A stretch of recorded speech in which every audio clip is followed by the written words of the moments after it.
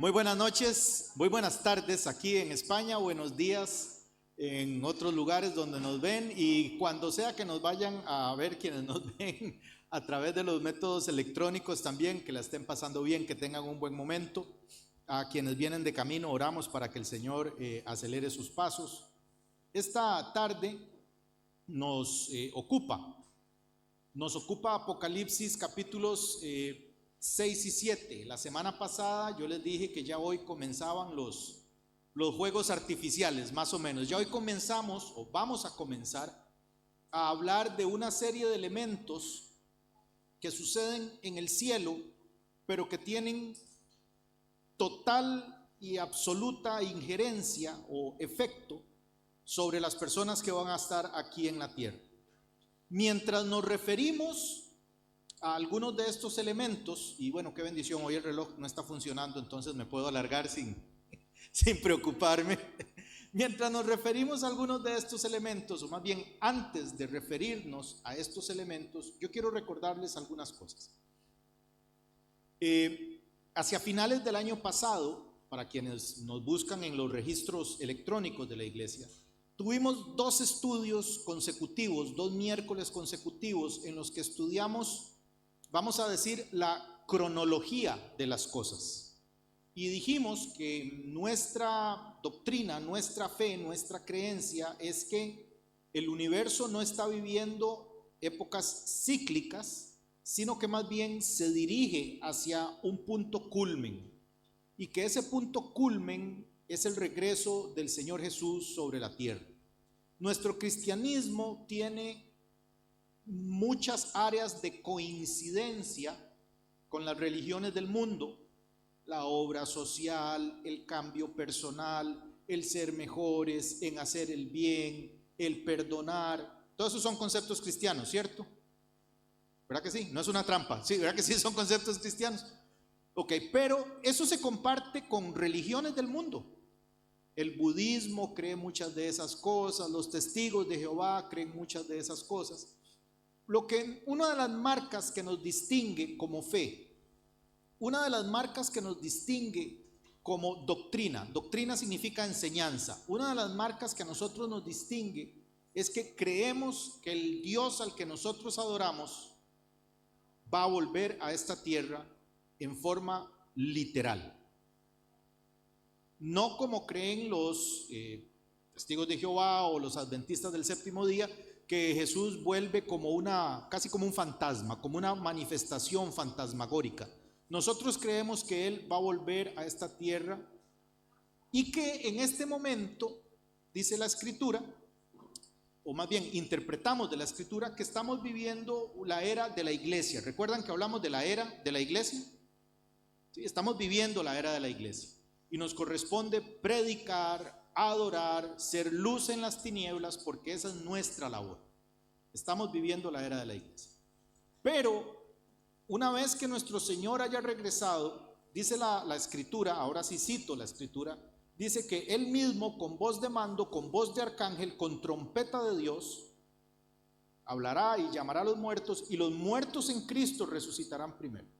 Desde el primer muerto justo que hubo sobre esta tierra, Abel, hasta la última persona justa que haya muerto justo en el instante antes que nuestro Señor llame, sus cuerpos van a ser glorificados y van a subir a Él a recibirle. Y dice el apóstol Pablo que luego nosotros, los que estemos vivos, Pablo tenía la esperanza de que eso pasara en sus años de vida, y luego nosotros, los que estemos vivos, también subiremos y nos reuniremos con Él. En ese momento de la humanidad, o nosotros no, pero la humanidad va a experimentar, va a entrar a un periodo de 7 años que bíblicamente se llama la Gran Tribulación. ¿Ha oído ese concepto alguna vez? Se llama, más bien, discúlpeme, voy a hacer una precisión, se llama la tribulación, y dentro de ese periodo de 7 años hay un periodo, valga la redundancia, que se va a llamar la Gran Tribulación, un periodo más pequeño, pero con todo mucho peor. Y lo que va a marcar, digamos, el pistoletazo de salida, lo que va a marcar el go, dicen los guiris, lo que va a marcar el inicio de esa etapa, es el caos posterior a que la iglesia parte. Piense por un momento los millones de personas que hoy decimos que Jesús es nuestro Señor y Salvador. Piense por un momento. Y piense por un momento que en un abrir y cerrar de ojos, todos esos millones de personas no están sobre la faz de la tierra, no llegan a su casa, reportes de desapariciones. Mire cómo estamos acá en España, quienes nos ven desde otros países me disculpan el regionalismo en la oratoria, pero mire cómo estamos acá en España por un súper lamentable accidente de tránsito, de trenes, bueno, 2 o 3 en realidad. Ahora imagínese eso multiplicado por montones y en distintos lugares, todo a la vez. Va a haber un caos mundial, y en medio de ese caos mundial, justo en medio de ese caos mundial, se va a erigir una figura, y hoy vamos a empezar a estudiar de esa figura, de esa persona. Se va a erigir una figura que nosotros en el Nuevo Testamento y en el libro de Apocalipsis le conocemos como el anticristo.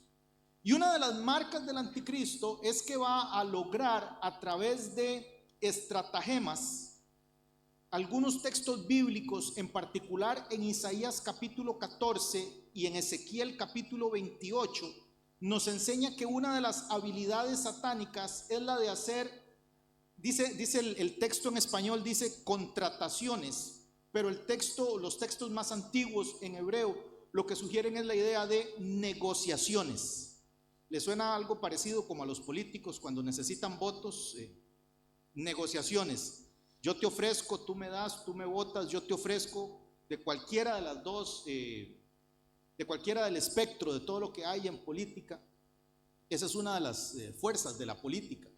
Y bueno, este ser va a través de muchos tratados y negociaciones, va a lograr apaciguar ese caos mundial.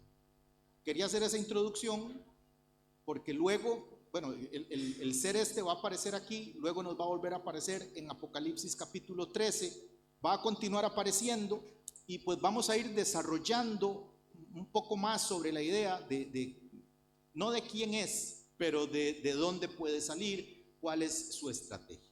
Una de las cosas que yo quiero decir, bueno, mejor vamos a leer. ¿Les parece entonces si vamos a ello y comenzamos a leer Apocalipsis capítulo 6?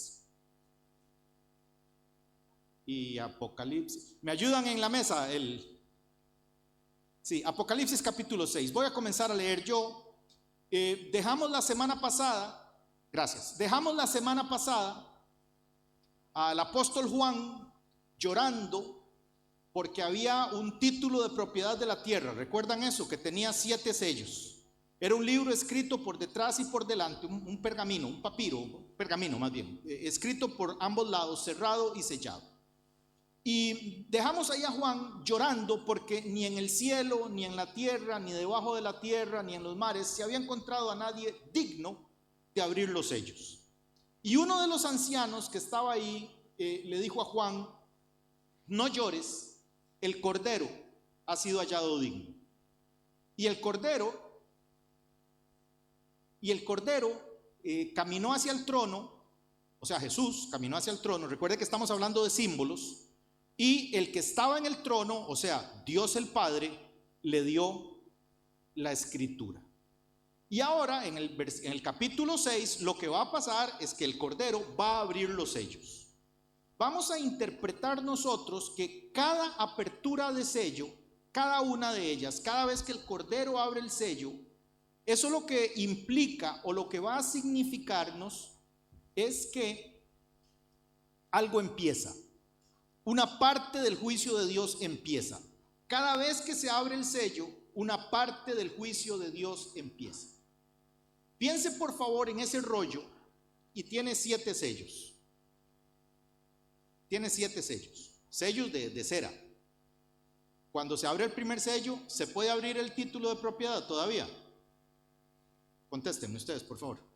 No, faltan 6. Y hasta que se abra el último, se puede abrir el título. Entonces, esto que vamos a empezar a leer hoy, yo la semana pasada dije que eran los juegos artificiales, la mascletá. Y pues permítame decirle que sí es la mascletá, pero son los meros albores, los meros inicios de todo lo que va a pasar. Y vamos a empezar en el capítulo 6. Dice: vi cuando el Cordero abrió uno de los sellos y oí a uno de los 4 seres vivientes decir como con voz de trueno: ven y mira. Y miré, y he aquí un caballo blanco, y el que lo montaba tenía un arco. Note por favor que tenía un arco, pero ¿qué le falta? Las flechas. Tenía un arco, pero no tenía flechas. Dice él que vi que tenía un arco y le fue dada una corona. Aquí la palabra corona también es estefanos. Se refiere a la corona que se le daba a los vencedores. Y tenía una corona y salió venciendo y para vencer. Entonces este es un ser, que esto es un símbolo. Este es un ser, esta imagen nos simboliza a un ser, a un vencedor, pero es un vencedor que no necesita el uso de la fuerza. Es un ser que no necesita el uso de la violencia, aunque es capaz de ejercerla. Tiene un arco, pero no tiene flechas. Los intérpretes bíblicos más, digamos, más moderados, asocian este jinete en el caballo blanco con el surgimiento del anticristo. El surgimiento de un ser que va a levantarse en medio del caos de la humanidad y que va a lograr a través de muchos tratados, a través de muchas contrataciones, ir poco a poco haciéndose del control de muchas áreas. Cuando yo era niño, en los años 80, cuando predicaban del anticristo, decían que el anticristo iba a tener gobierno mundial, autoridad sobre todo el mundo. ¿Alguien aquí es tan viejo como yo y recuerda ese tipo de...?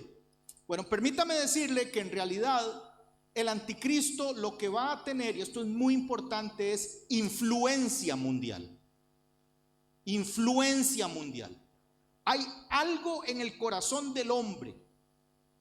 Hay algo en el corazón de la persona caída que desde los albores de la humanidad ha tratado de conquistar y controlar a sus hermanos, conquistar a sus vecinos, someter, sojuzgar, crear imperios, tomar a sus hermanos, a sus compañeros de tribu y levantarse contra otra tribu y dominar a esa tribu, y entre esas dos tribus luego ir a conquistar las tribus de la par, y una vez que han formado una nación, conquistar las naciones de lado. La historia de la humanidad está llena de lo que nosotros conocemos como imperios: el imperio hitita, el imperio egipcio, el imperio babilónico, el imperio asirio. ¿Sí me estoy explicando? Aquí en Europa, el imperio romano. La historia de la humanidad está llena de intentos, está llena de personas que en un momento dado se levantan y dicen: necesito conquistar tierra, mucha tierra, amplias cantidades de tierra. La Segunda Guerra Mundial se desata porque un señor de este tamaño, con un bigote muy gracioso y con escaso pelo, se le ocurrió que inventó una palabra que se llamaba espacio vital. En alemán eso es una sola palabra. Mirla ahora me puede decir cómo se dice. Tenemos unos hermanos de Pérez Celedón que viven en Alemania y nos ven. Inventó una palabra que decía: necesitamos espacio vital, y se lanzó en una campaña de conquistar tierra y tierra y tierra y tierra. Y hubo un momento que sobre este planeta se peleó en Europa, se peleó en Asia, se peleó en África. Los Africa Corps a cargo de Rommel y sus tanques pasaron por toda África, África del Norte en realidad. Un señor también como de este tamaño, con un flequillo muy feo, con una pava muy fea y un sombrero muy extraño. Cientos de años antes se le ocurrió que Francia, siendo el país más grande de Europa, no tenía suficiente espacio y se lanzó a conquistar toda Europa. Don Napoleón. ¿Qué lleva a una persona a decir: necesito controlar todo? Apunte para nosotros en nuestra vida diaria: Saquémosle provecho personal a este estudio. Apunte para nosotros. ¿De dónde surge en mi vida, en la de Ahmed, el deseo de controlar? ¿Por qué me siento mal cuando no tengo control de? Apunte para provecho de mi vida personal, de mi crecimiento espiritual. Por ejemplo, le voy a decir un versículo. No importa que hoy duremos más. Ok, sí importa. Por ejemplo, le voy a decir un versículo bíblico. Y vea cómo nuestra vida, yo estoy poniendo la mía aquí sobre el asador, pero piense usted en la suya. Cómo nuestra vida y nuestra forma de vivir, aunque no tomemos, aunque no fumemos, aunque no nos droguemos, aunque no veamos pornografía, mire cómo nuestra vida va en contra de lo que dice Dios. La Biblia dice, por ejemplo, tened paz y reconoced que soy Dios.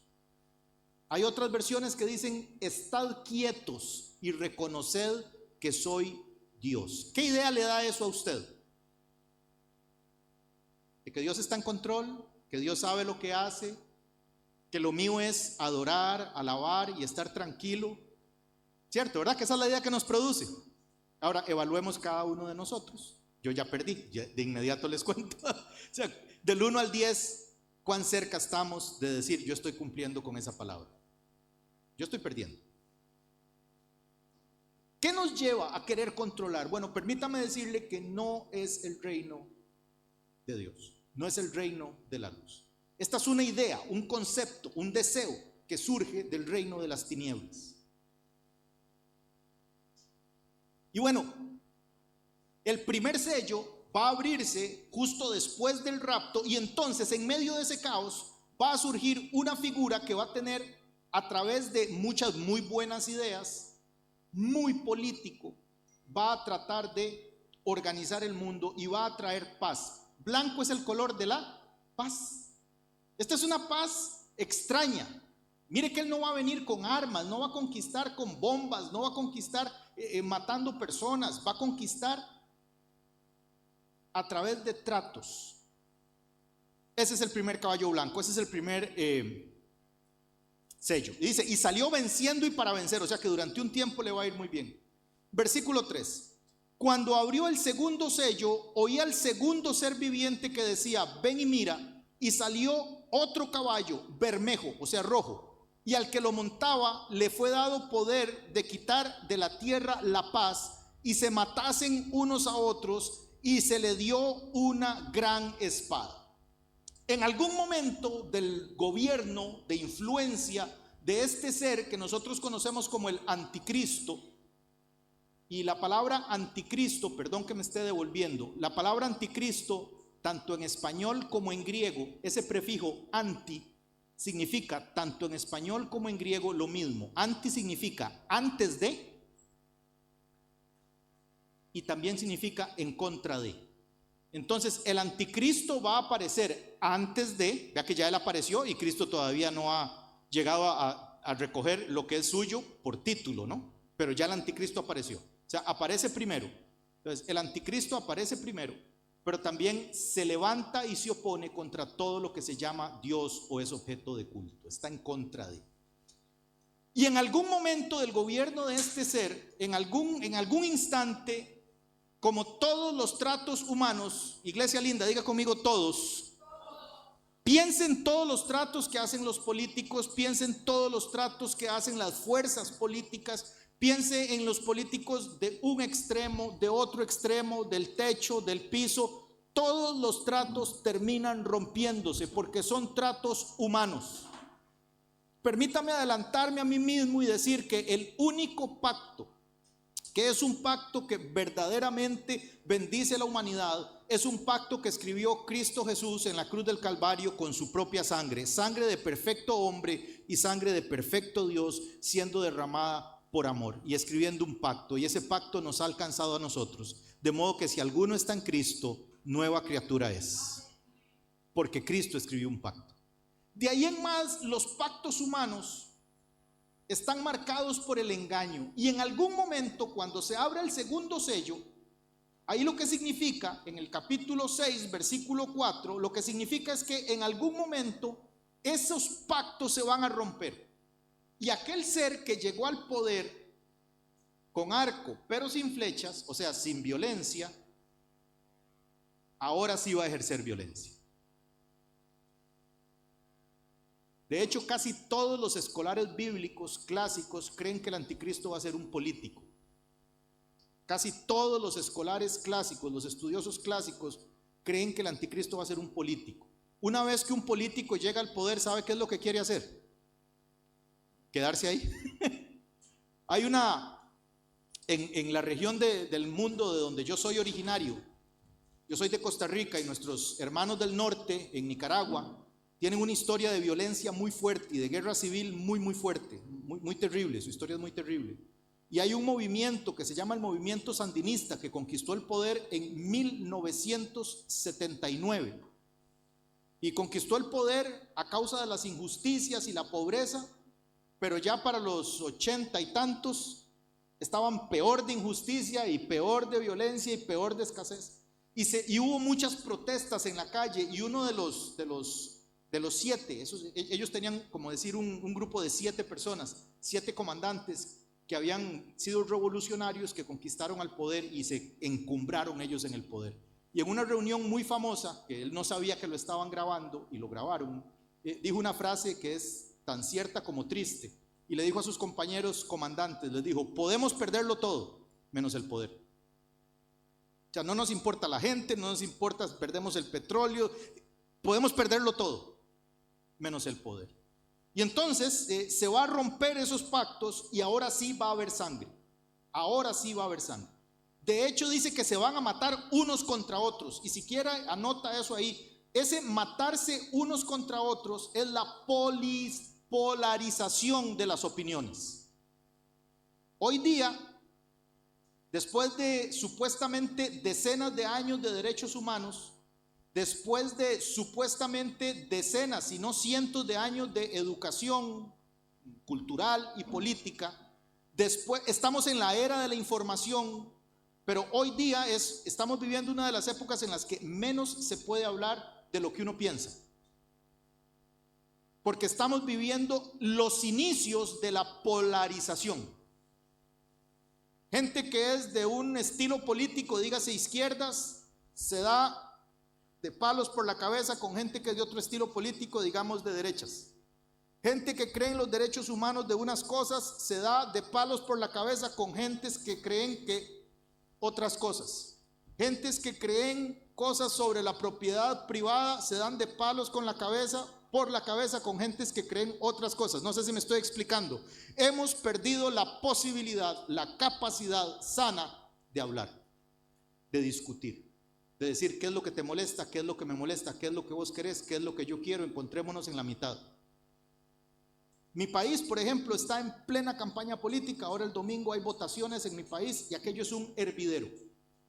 Y todos quieren el bien para el país, todos quieren sacarnos adelante, todos nos van a ayudar y nuestra vida va a ser jauja. Pero hay que odiar a los demás. Vivimos una campaña de odio. Las opiniones que uno tenga sobre una guerra van a marcar quién te habla, quién no te habla y te van a calificar. Palabras de las más impresentables hace 60, 70, 80 años. Hoy día se le endosan y se le endilgan a cualquiera que no piense como yo.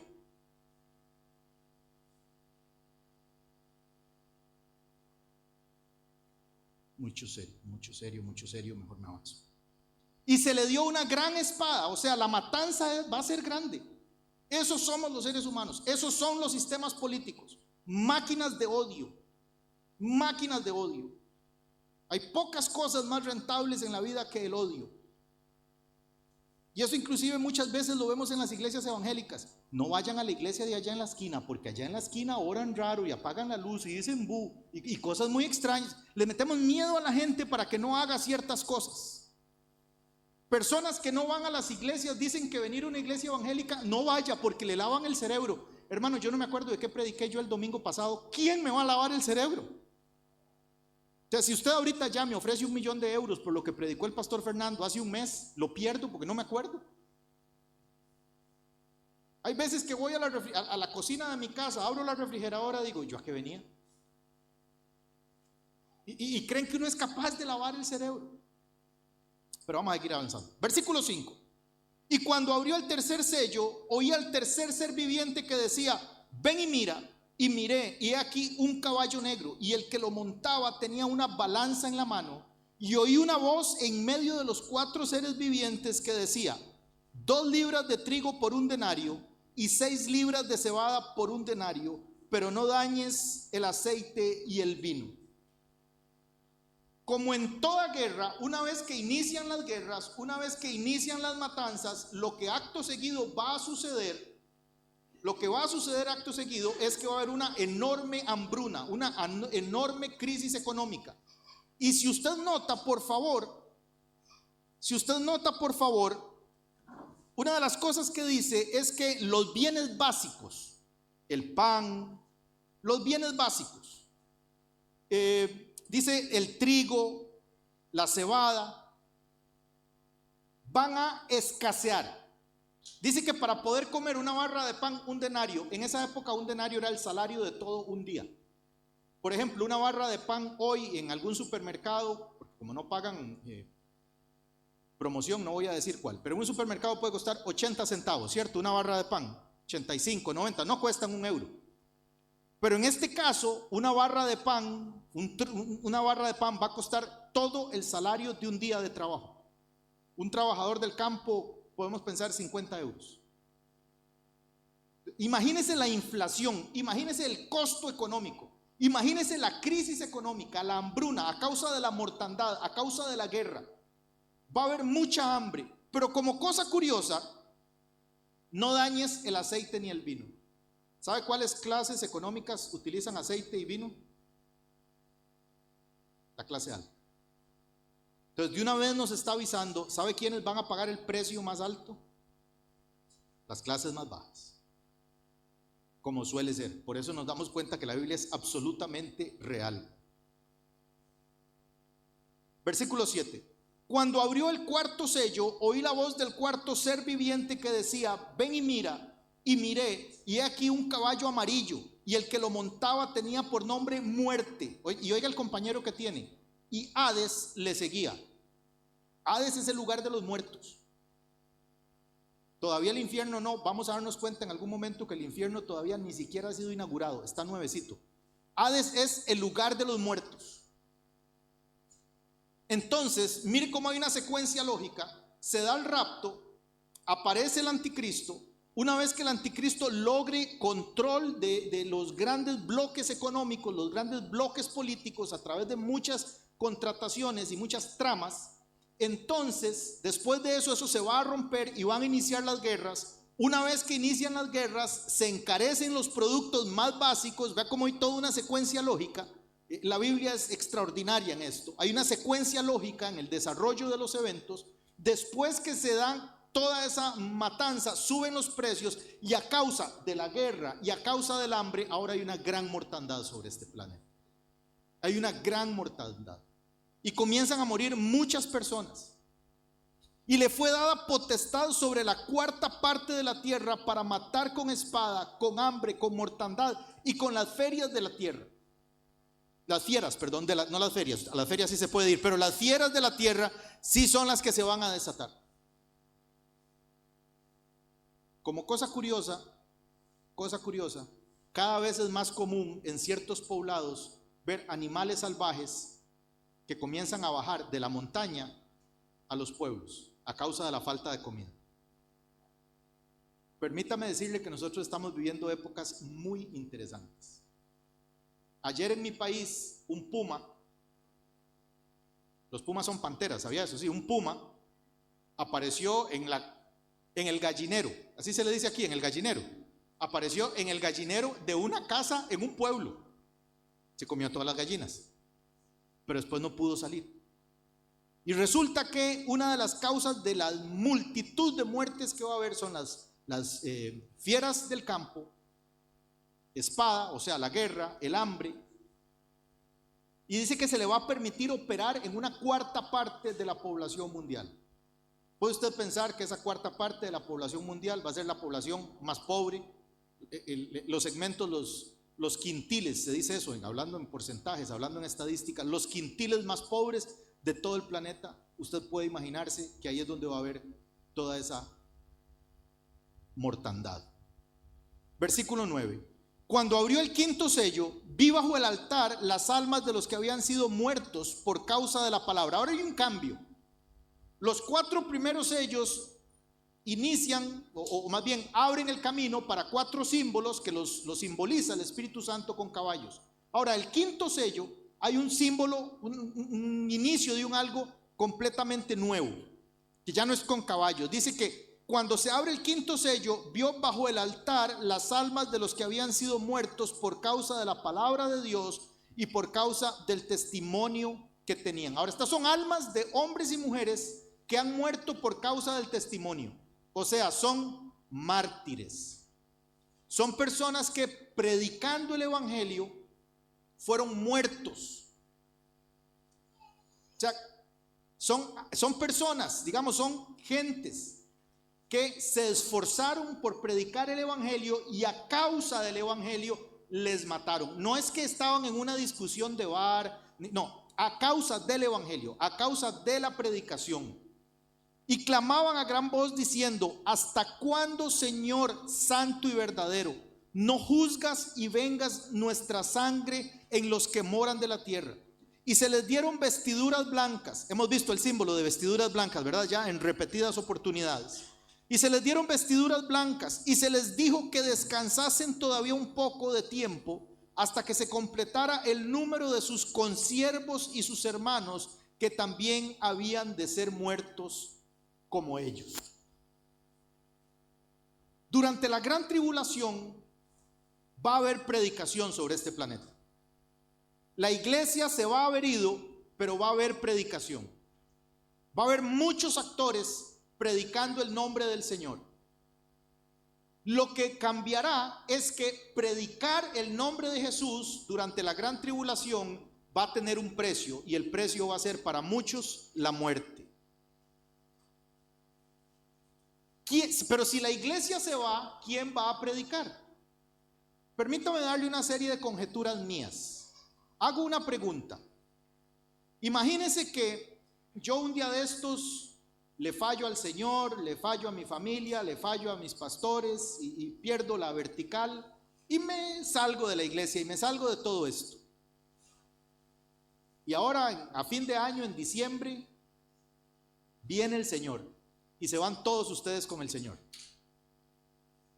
Y yo me quedo. Cuando yo comience a ver en los noticiarios que se fueron todos, que los evangélicos no están, que dónde están los que decían aleluya, yo creo que va a haber gente que va a decir los extraterrestres, abducciones, pero ¿sabe qué voy a saber yo? Y voy a decir: se los llevó el Señor y me quedé. Y así va a haber millones de personas sobre este planeta. Y de esos millones de personas, muchos millones de personas van a decir: yo sé lo que estaba pasando, y van a consagrar su vida al Señor. Pocas cosas consagran la vida de la gente como la tribulación y la persecución. ¿Con cuánta pasión oramos nosotros cuando tenemos un problema? ¿Sí o no? Uno se está bañando y si se siente el six pack aquí, se siente la tableta, uno dice: Dios mío, gracias. Pero se está bañando y siente una pelota aquí, así sea de grasa, siente una pelota que no va a ir, ahí tatica Dios: Señor, ayúdame, Padre, yo reprendo todo espíritu de muerte, Señor, como dice tu palabra, yo ato todo espíritu de cáncer, toda pelota mala. ¿Cómo despierta pasión en uno los problemas? Bueno, pues va a haber gente cuya pasión se va a despertar porque van a saber qué es lo que pasó y han sido enseñados en la iglesia de qué es lo que iba a pasar, y que el camino que les queda va a ser predicar el nombre del Señor, consagrar su vida a Cristo, ahora contra viento y marea. No lo hicieron cuando se podía, no lo hicieron en la era de la iglesia, lo van a hacer ahora cuando ya va a ser la era del anticristo, y va a ser eso o el infierno. Y millones van a decir: no, va a ser esto. Y millones se van a convertir, porque va a ser un periodo convulso. La gente va a estar buscando paz, la gente va a estar buscando comida, la gente va a estar buscando solución a problemas terribles como la guerra, como problemas que los políticos nunca pudieron, pueden ni podrán solucionar. Y estos millones de personas van a traer una cosecha. Lo que pasa es que la cosecha va a tener como precio su vida. Y son estas almas que están aquí. O sea, que cuando se abra el sexto sello, el quinto sello, estamos en el sexto. En el quinto sello va a ser el momento en que se desate una persecución mundial. Y esa persecución se va a pagar con la vida. Y esas almas están ahí en el altar, debajo del altar, pidiendo justicia. Y el Señor les dice, no, espérense, es que faltan más que se mueran. Va a ser un periodo muy terrible, muy, muy terrible. Versículo 12.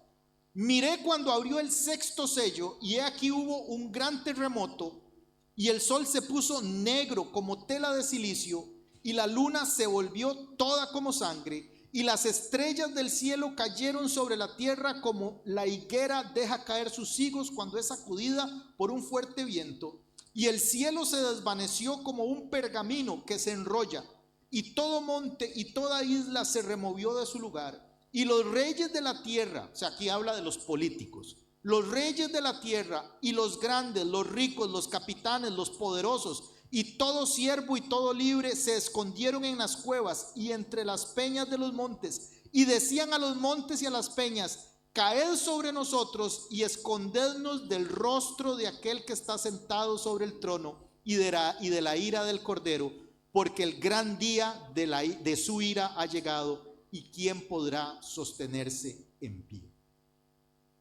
Ahora note por favor que con los primeros 4 sellos hubo eventos que involucraron a la humanidad. Aparece el anticristo, hay guerras, se matan unos a otros, luego se encarecen los bienes básicos, esos son el mercado, digamos. Luego, ¿qué es lo que pasaba en el otro? Luego claramente hay una hambruna, son los hombres los que se mueren. Luego, el quinto sello es por causa de la predicación, pero también hay una mortandad a espada, digamos. Pero cuando se abre este sello, es la naturaleza. Mire aquí que habla del cielo, del sol, de la luna, de las estrellas. Es la naturaleza. O sea, ya no hay ninguna manera de controlar. Los políticos pueden controlar todo menos la naturaleza. Los políticos pueden tratarlos, y mire que los nombra, dice, los reyes, los capitanes, los grandes, los príncipes, los señores, lo que hicieron fue esconderse. Dice que se escondían en las cuevas. Hace unos años, hace como 5 años, me contaron una historia. Yo estaba en un lugar que, no, 5 años no, hace como 15 años. Estaba en un lugar que se llama Colorado, en los Estados Unidos, y en Colorado había diferentes silos nucleares. Ustedes saben qué es un silo nuclear. Son lugares en las montañas que han excavado, que los han preparado para que de ahí puedan lanzarse cohetes con ojivas nucleares, bombas atómicas, vaya. Pero resulta que a causa de los tratados de eliminar estas armas, hay muchos de esos lugares en las montañas que están vacíos ahora, pero le pertenecen al gobierno de Estados Unidos. Los grandes millonarios de Estados Unidos todos tienen uno de esos, se han comprado uno, para en caso de guerras atómicas o en todo caso irse a vivir ahí. Y recuerdo, siempre que leo este pasaje, recuerdo eso. Los grandes, los capitanes, todo el mundo escondiéndose. Ahora es la naturaleza la que se revela, ahora es el juicio de Dios a través de la naturaleza.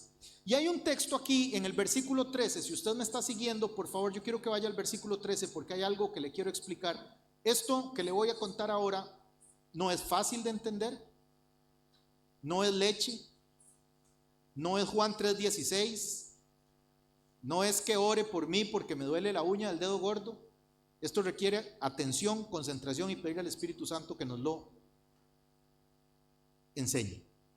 Dice el versículo 6, capítulo 6, versículo 13, dice: y las estrellas del cielo cayeron sobre la tierra como la higuera deja caer sus higos cuando es sacudida por un fuerte viento. Hay un principio de interpretación bíblica que dice eso. Les repito, hermanos, esto no es fácil. Please, your attention. Hay un principio de interpretación bíblica que dice esto: la Biblia debe entenderse literalmente, excepto cuando sea imposible. Toda la Biblia debe entenderse literalmente, excepto cuando sea imposible. Nosotros vivimos en un sistema planetario que se llama la Vía Láctea. Nuestro universo consta de 7 planetas, creo. Si cuenta Plutón o si no lo cuenta. 8, creo que eran 9 y ahora son 8 y bueno.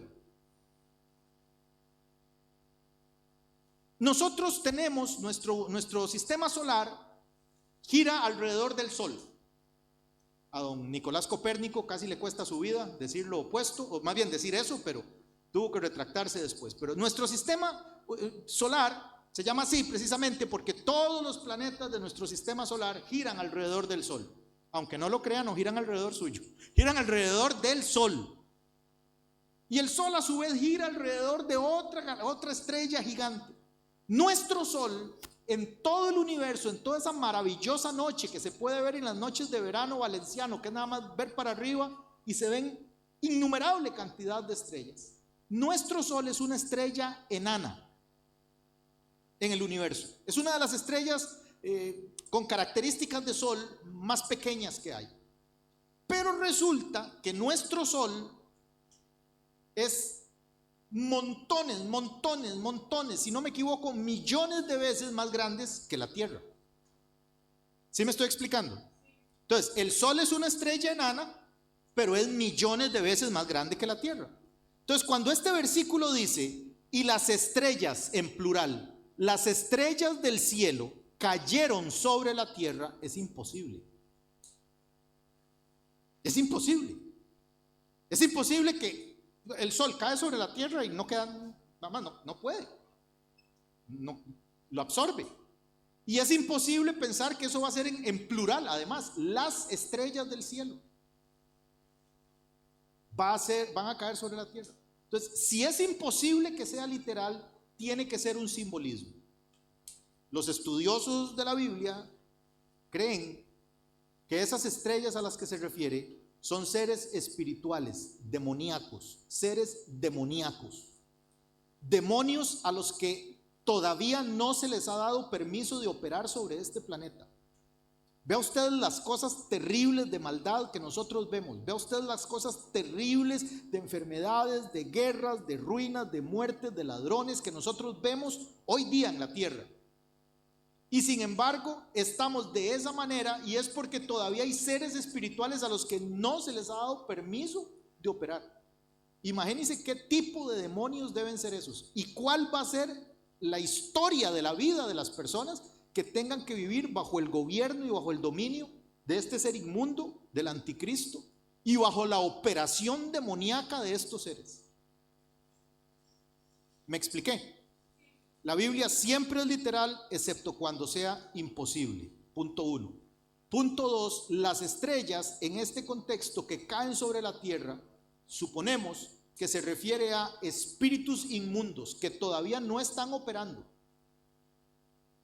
Imagínense que en las condiciones de hambre que hay ya sobre este planeta, de pobreza, de enfermedad, de ruina, las desigualdades, la violencia, los asesinatos, los derramamientos de sangre, las pandillas, y todavía se va a poner peor. Y entonces cuando dice que las personas se van a esconder, la gente va a entender qué es lo que está pasando. Voy a leer el versículo 16 y 17 para cerrar aquí y avanzar. Y decían a los montes y a las peñas, caed sobre nosotros y escondednos del rostro de aquel que está sentado sobre el trono y de la ira del Cordero. La ira del Cordero, porque el gran día de su ira ha llegado, y ¿quién podrá sostenerse en pie? Vamos a ver si en la mesa me ayudan y pasamos de la ira del Cordero. Y hay una pregunta clave ahí. ¿Qué preguntan ellos? ¿Cuál es la última palabra del capítulo 6 o la última frase? ¿Quién podrá qué? Ok, el capítulo 7, por eso hoy otra vez me tocó ponerlos juntos. El capítulo 7 es una respuesta a esa pregunta. ¿Quién podrá sostenerse en pie? Simbólicamente, ¿qué significa sostenerse en pie? O sea, mantenerse, ¿quién podrá continuar? ¿Quién podrá estar, no? Entonces, en el capítulo 7 inicia una visión que Juan tiene para contestar a esa pregunta. Dice, después de esto, o sea, después de la pregunta, dice Juan que él vio a 4 ángeles en pie sobre los 4 puntos de la tierra que detenían los 4 vientos de la tierra, para que no soplase viento alguno sobre la tierra, ni sobre el mar, ni sobre ningún árbol. Imagínense una tarde de verano aquí en Valencia, este verano que pasó, sofocante, asfixiante. De eso que hubo momentos cuando estaban las olas de calor, por lo menos yo, que era mi primer verano aquí, salía a la calle y como que quemaba, no, pero como que se respiraba caliente. Y uno anhelando que corrieran estas brisas que estaban corriendo hoy, y no corre. Pues así va a estar la tierra sin viento durante una gran cantidad de tiempo. Y vi también a otro ángel que subía de donde sale el sol y tenía el sello de Dios vivo, y clamó a gran voz a los 4 ángeles, a quienes se les había dado el poder de hacer daño a la tierra y al mar, diciendo: no hagáis daño a la tierra, ni al mar, ni a los árboles, hasta que hayamos sellado en sus frentes a los siervos de Dios. Y oí el número de los sellados, 144,000 sellados de todas las tribus de los hijos de Israel. Ahora comienza una lista, un poquito cansina. Para mí como maestro, podemos pasar la imagen, por favor. Para mí como maestro es un poquito cansino. No, la próxima. Es un poquito cansino leerla, pero la voy a leer. Dice,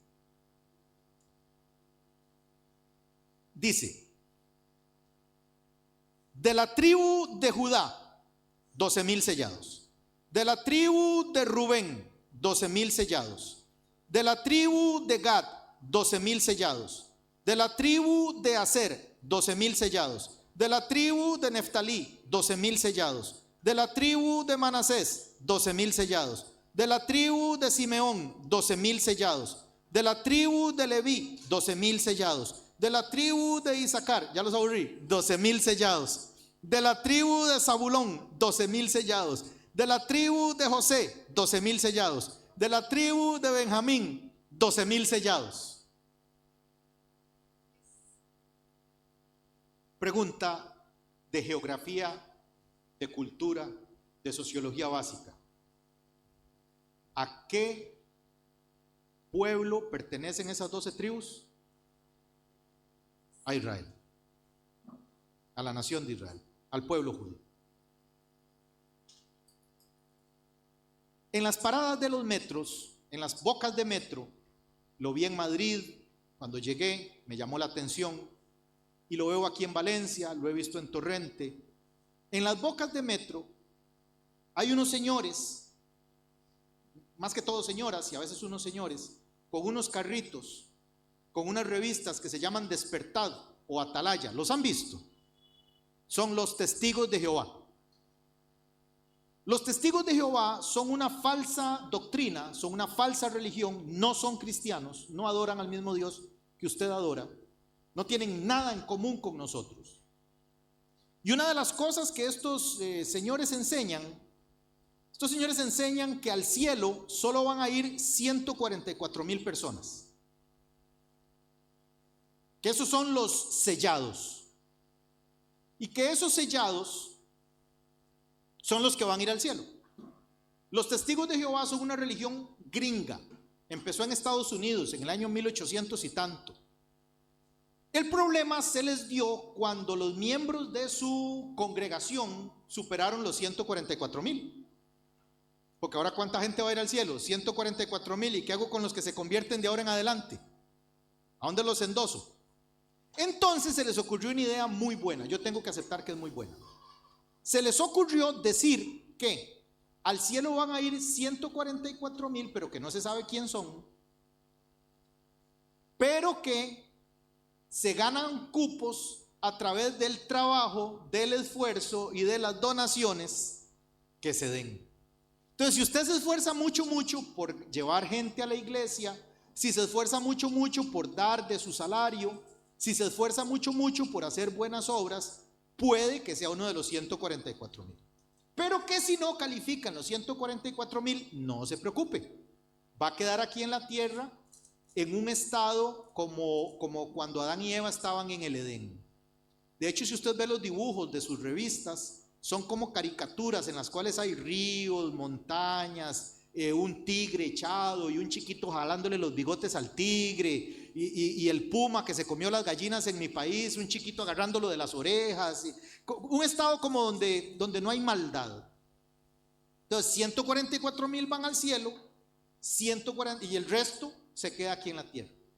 Hay varios problemas con esa doctrina, hay varios problemas. Estos 144,000 van a volver a aparecer más adelante, pero déjeme adelantarme para contarle. El problema con estos 144,000, el problema inicia en que número uno son solo judíos, costarricenses no hay. Por ejemplo, yo no califico para ir al cielo.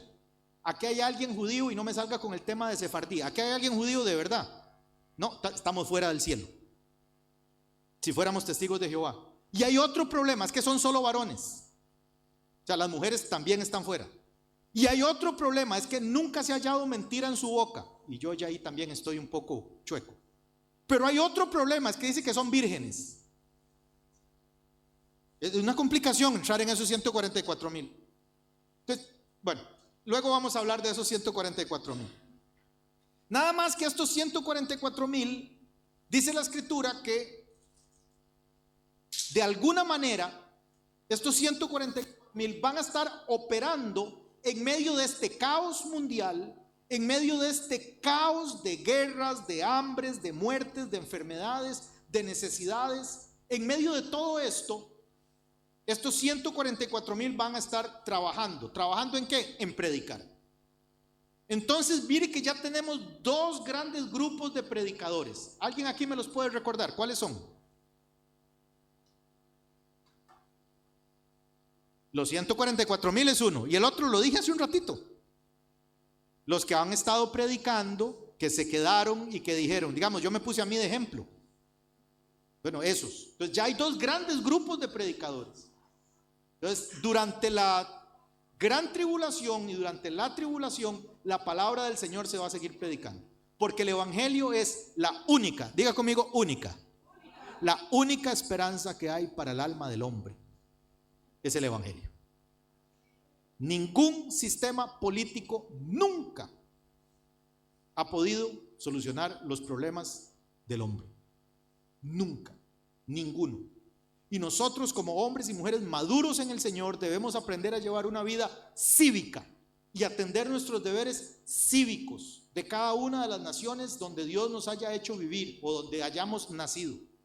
Pero no debemos caer en el juego de darnos de banderazos de partidos políticos por la cabeza unos contra otros. Porque nosotros vivimos bajo la teocracia, el gobierno del Dios a quien adoramos, amamos y servimos. Creí que el amén iba a ser más fuerte. La pregunta del capítulo 6 es: ¿quién podrá sostenerse en pie? Bueno, los primeros que se pueden sostener son los 144,000.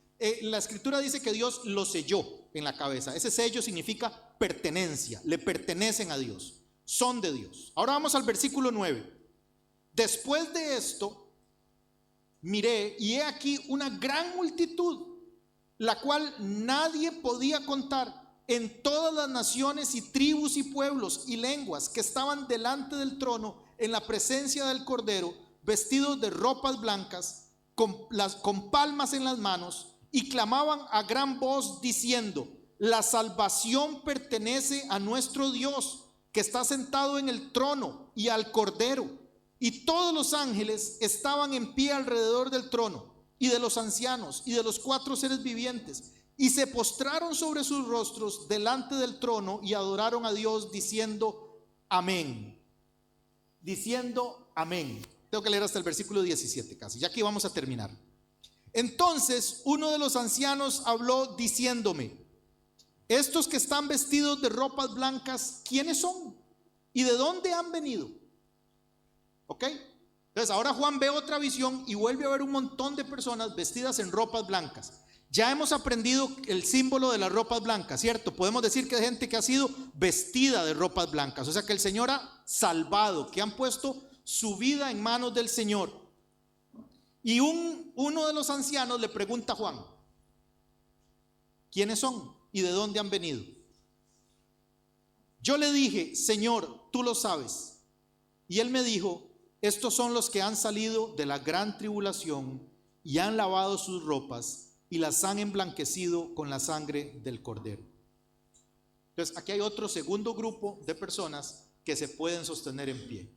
Son las personas que se han convertido durante la gran tribulación y que han pagado con el martirio.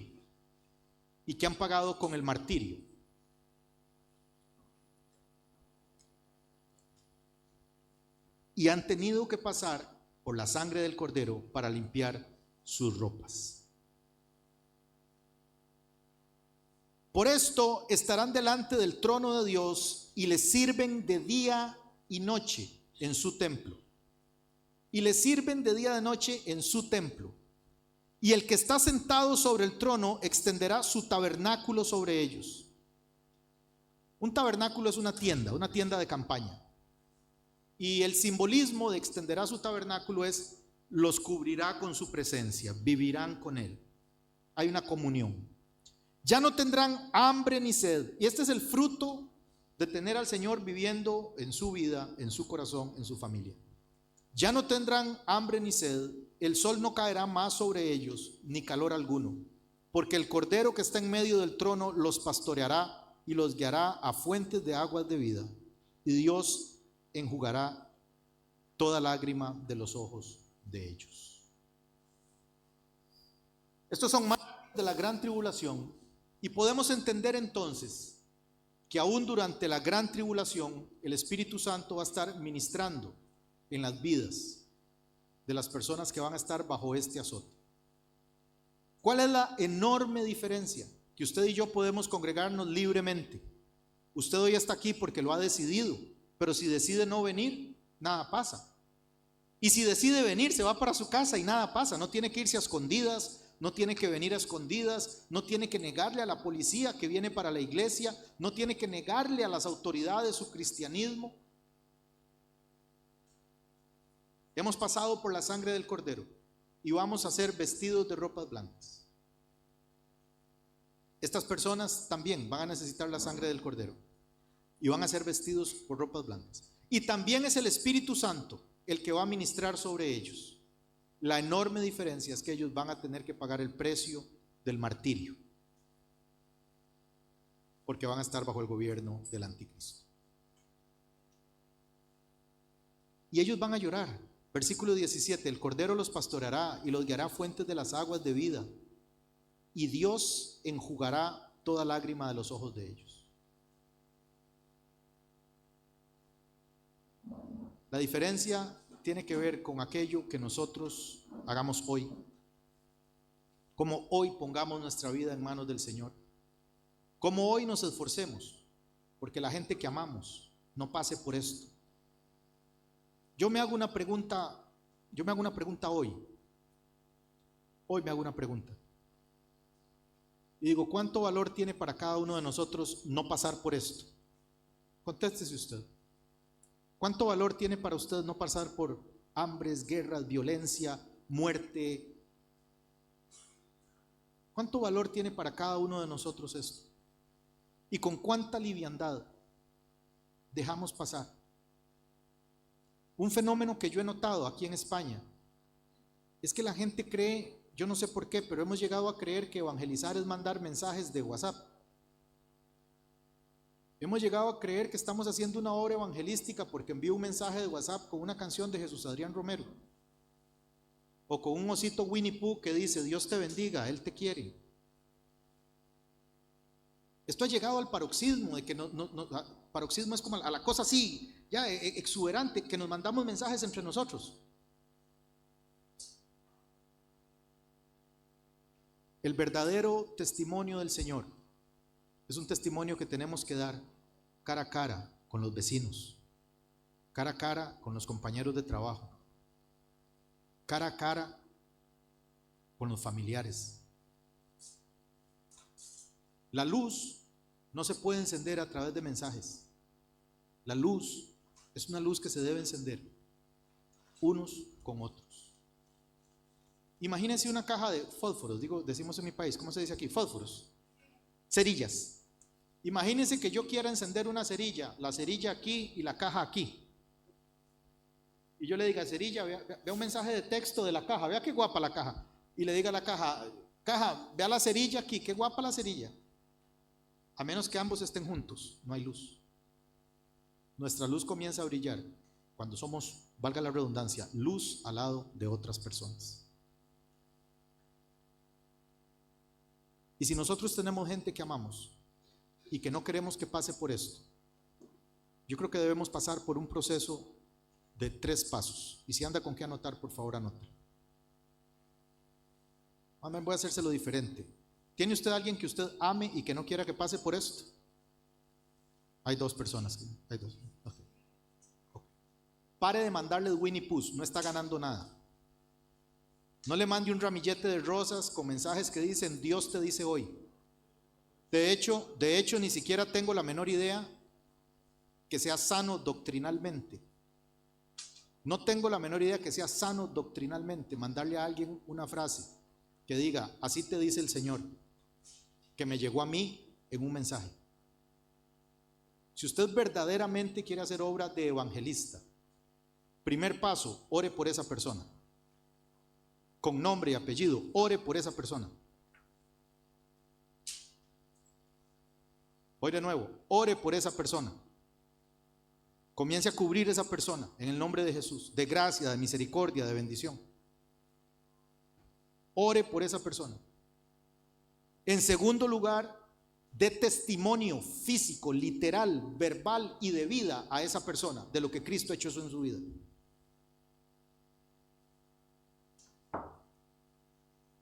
Mi vida es así porque Cristo visitó mi vida. Mi situación económica es así porque Cristo visitó mis finanzas. Mi situación matrimonial es así porque Cristo visitó mi matrimonio. Tengo gozo porque hay esperanza en Jesús. Tengo esperanza porque hay gozo en Jesús.